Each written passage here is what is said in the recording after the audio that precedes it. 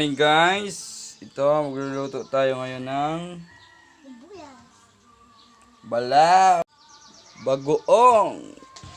Sa Bicol ay kung tawagin balaw. Ayun guys, may karne tayo dyan. At ito yung mga ating ricado. Sandamakmak na kamatis. Shout out. Dito nga po pala tayo magluluto sa ating pugon.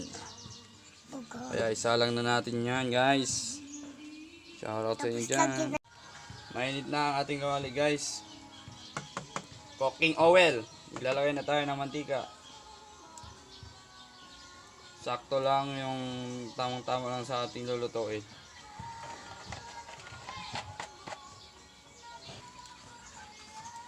Lalagay na tayo ng sibuyas. Damakbak na sibuyas at bawang.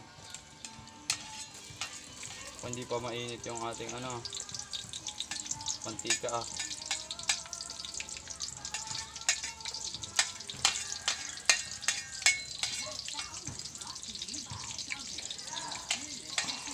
Yan. Tayo lang natin yan guys maluto. Pagka ganito na, ganyan na ang texture ng ating sangkap. Lagyan na natin yung ating karne.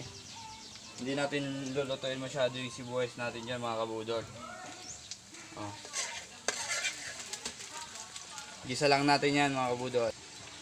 Baka nagtataka kayo mga kabudol kung bakit sa bigatong tayo nagluluto ngayon. Nasa probinsya po tayo kabudol.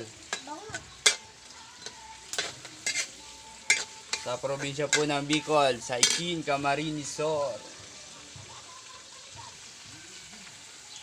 Pagka ganyan na guys, lagyan natin yung ating kamatis.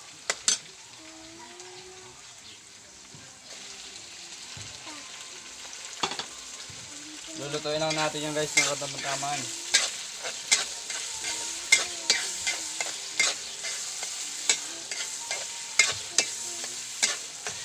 Balikan natin mamaya yan guys, pag nagisa na. Nakikita nyo na yan mga kabudol, ang itsura nyan.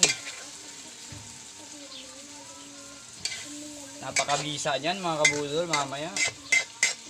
Tapos mayroong bahaw dyan mamaya. Naku po, sarap ipares sa bahaw nito mga kabudol oh. Gisa-gisa lang muna tayo mga kabudol.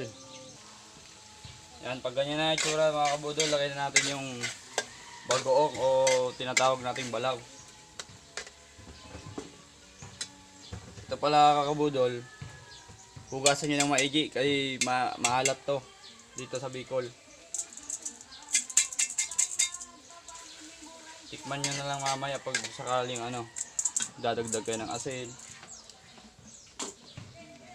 Gigisa pa rin natin yan mga kabudol. Kitang-kita nyo na yan. Napakabisa niyan mga kabudol.